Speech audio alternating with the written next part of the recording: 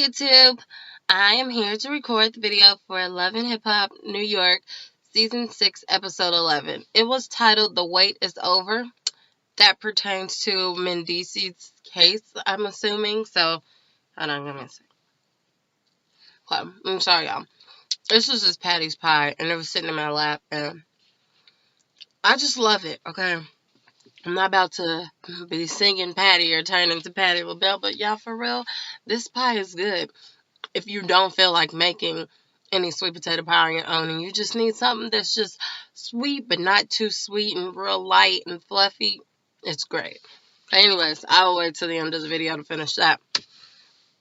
But anyways, so this week's episode, so much happened. It's actually a pretty good episode. Like, I'm not gonna lie, I'm not gonna hate. So let's start with the Gwenin Fest, where it left off. The Gwenin Fest. So DJ Self is all extra dramatic. He finally announces the winner, and it is, drumroll please, Young B, Bianca. I was like super excited because honestly, had it been BBOD or Mariah Lynn, I would have been like, what? Like, are you serious? But no, it was Bianca, and I think she has the look. I think she's marketable. I think she's great. I think she's serious about it, and she pulled the drama to the side. Now, let's be honest for a second. Honestly, the drama comes to her. She never went looking for the drama. She didn't start things, she just finished them. But whatever the case, her and Yandy are super happy, and there's tears of joy, and BBOD is salty, which is kind of understandable. They just got into a little tiff backstage, so of course they're not going to be the happiest people in the world. And Mariah Lynn was like, well, if it couldn't be me, then I'm glad it was my girl Bianca. Girl, it was not going to be you. But, your song's catchy. Anywho, I know I'm not going in order, but let's just go to the scene with Mariah Lynn, Cardi B, and Young B.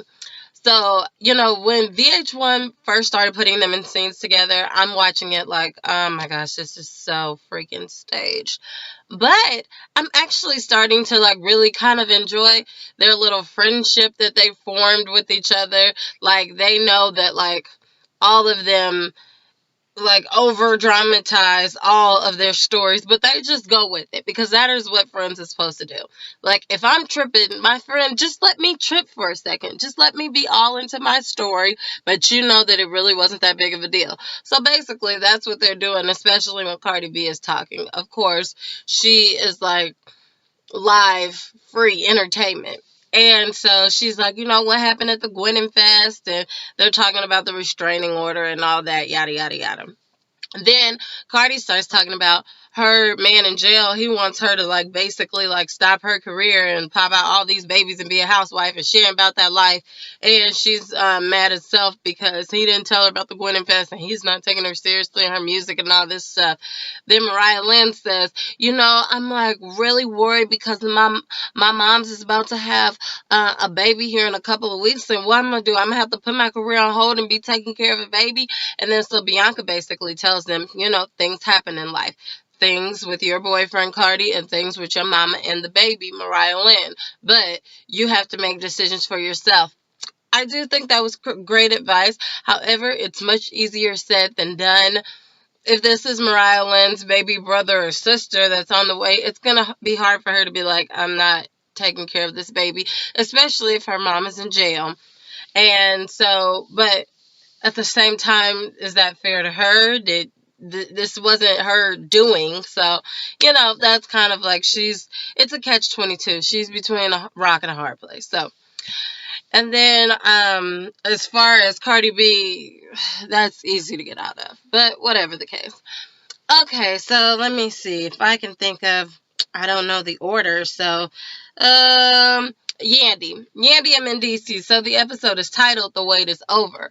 Okay, so I believe that pertains to Mendeecees' wait for sentencing is over.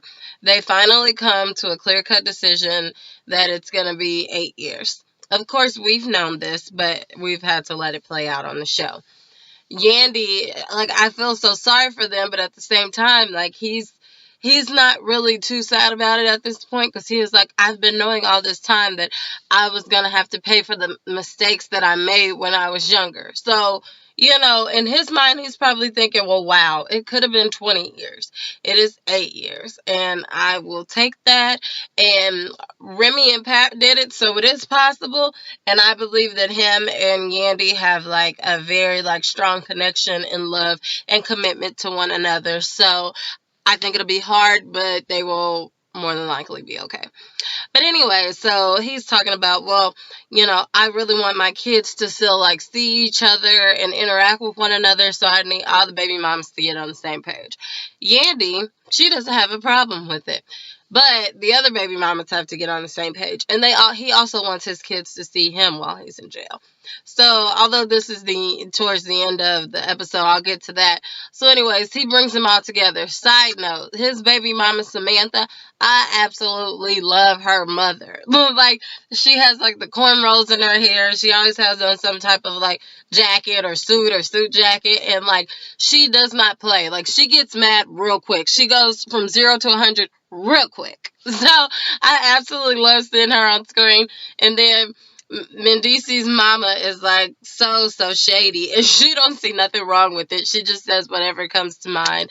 And it was really sad because you saw Mendeecees getting like really emotional, and basically he's trying to get everybody on the same page, because once he's in jail, he doesn't have control over what happens with his kids. So he's trying to get this all under control right now and have everybody come to like a mutual understanding and agreement. And basically, of course, Yandy's like, I'm not going to keep your kids away from you. I hope that we can come up there and see you as much as possible. His other baby mama, Erica, who is really pretty, by the way, she's like, hey, I can't be his mother and his father, so I want to make sure he's there. And the Samantha girl, she's kind of like, I don't know, he's a teenager. I don't know if I want him to see you, like, in that position. At the same time, I'm not in that position, so I can't say how I would feel or what I would think, but it would be really hard, like, to, like, not bring him around at all as if Mendeecees is dead. He's still living. He's just, like, incarcerated at the moment. But I agree with Mendeecees in saying, male, he needs to hear from his dad, like, I love you. He needs to see him say that. He needs to hug him. He needs to have that interaction. Like, that alone could really, like, shape a lot of things in his life. And he would feel like his dad is still there. If he could be physically there, he would be all the time. But just even that interaction with him, especially since he's been with him all of this time. So I understood both sides, but ultimately she decided that, yes, I'm not going to keep him away from you, and I will bring him to the jail to see you. So I was pretty happy about that. Now Yandy, Ra, and Remy. So Remy, Yandy is like trying to get her to do like a little like sexy like music video, kind of like what she did for Mendeecees some seasons back. And so like Remy is slimming down real quick. She's looking real nice. She has on her little outfit and everything. She's been trying to like work out the kinks between Yandy and Remy, and the stories aren't matching. So basically, she wants them to come together and like squash this. Okay, so Yandy, you can tell she is about business. The conversation she's having with Ra is not that I necessarily agree with you, and I'm not apologizing about anything, but like, I don't care about all this extra mess. Like, all of this is business to me, including the show. So whatever you think about our friendship or whatever, at the end of the day, I'm getting paid. I have much more important things to worry about, like my husband going to jail, than whether or not you're going to be offended that I bring somebody to a party with me. I could care less.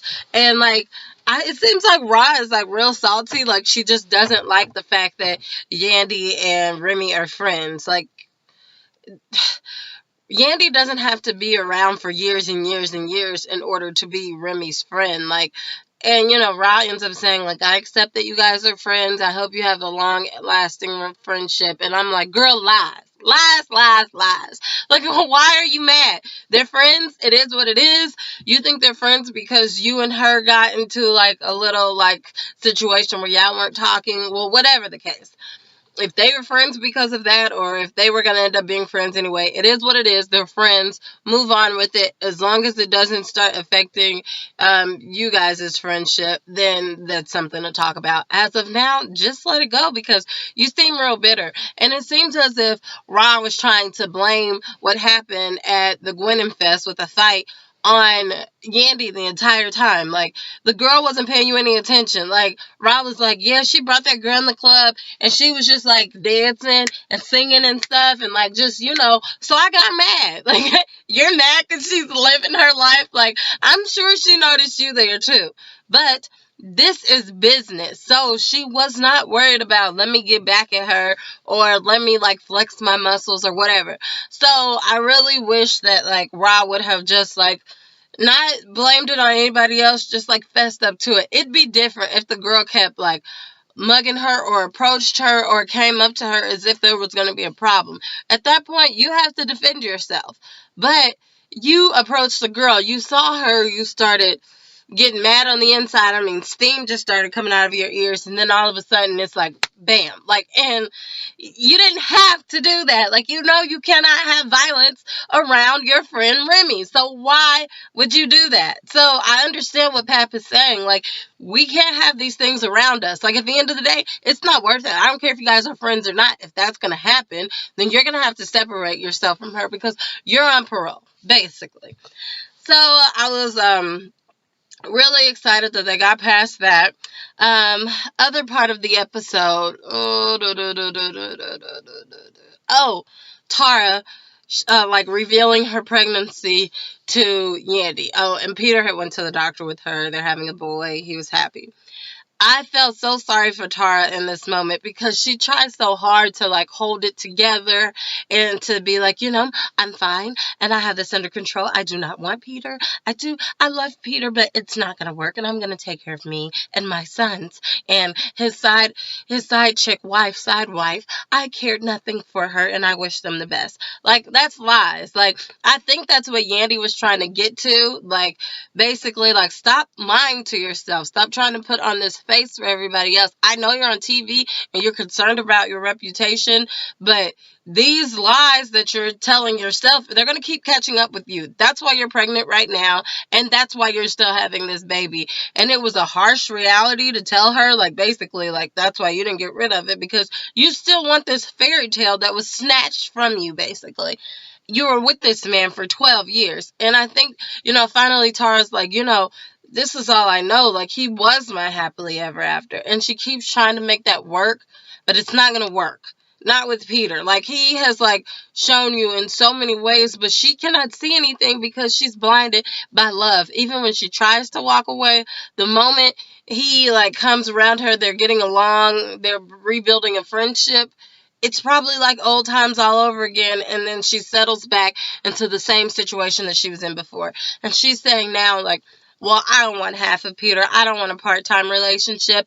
I want a full-time thing, and if he can't give me that, then he may as well just go home, because that's where he goes every night anyway. But I honestly hope that, like, Tara really, like, channels that, like, and really just kind of like lets it go, which is going to be hard because all three of her kids is by him. Like, she's not going to keep his kids away from him, so she's going to see him.